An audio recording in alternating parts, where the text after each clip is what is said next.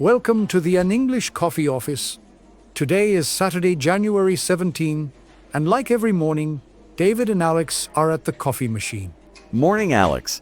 Is it just me, or is this coffee machine getting slower every single day? Good morning, David. To be honest, I think it just needs a serious service. I've been standing here for 2 minutes, and it's still grinding beans. Patience is a virtue, David. It gives us a moment to catch up before the madness starts. True. My inbox is already exploding, and I haven't even sat down yet. Sounds like a typical hectic morning in sales. You know it. By the way, speaking of hectic schedules, did you see that article in the New York Times yesterday? Which one? I only had time to skim the headlines on the train. The one about California passing the right to disconnect law for private sector employees. Oh, right. I saw that mentioned on the news. It's huge. Basically, bosses can't penalize you for ignoring emails or calls after 6 p.m. I think it's a brilliant move, actually. Really? As a project manager, wouldn't that make your life harder? Not necessarily. It forces us to be more organized during actual working hours. I guess. But in sales, if a client calls at 7 p.m., I have to answer. But that's your choice to secure a commission, right? Exactly. But the law says companies can face fines starting at $100 per incident if they force it. It's about setting boundaries. Burnout is a real issue in our industry. I get that. But imagine I'm closing a deal and I have to tell the client, sorry, it's 6:01 p.m.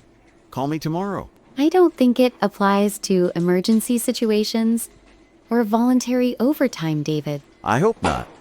I'd lose half my bonus if I strictly followed that. It's mostly to protect people from managers who expect 24/7 availability. Well, I suppose it's good for work-life balance. I might actually get to the gym. Exactly.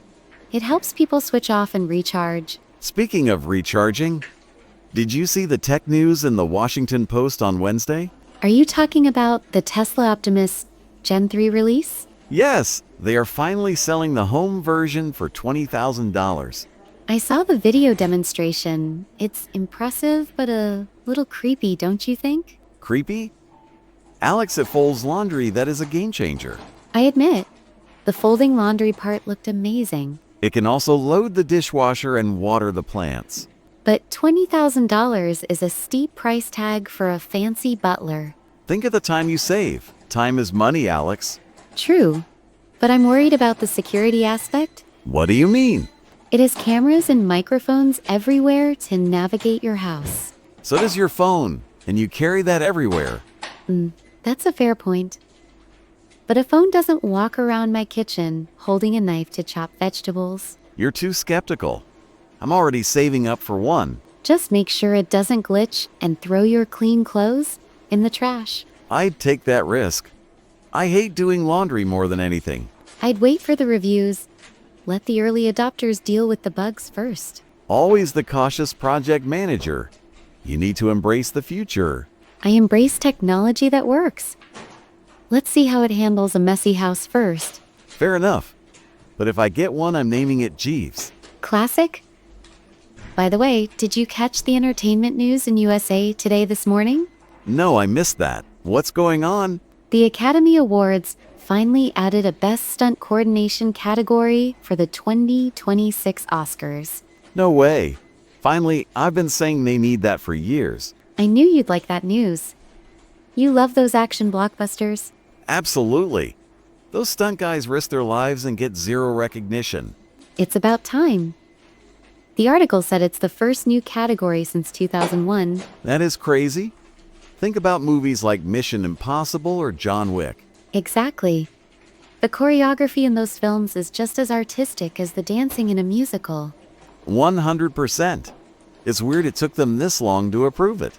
I think the industry pushed hard for it last year. Well, I'm glad. It makes the ceremony way more interesting to watch. I agree. Usually I find the Oscars a bit boring, to be honest. Me too.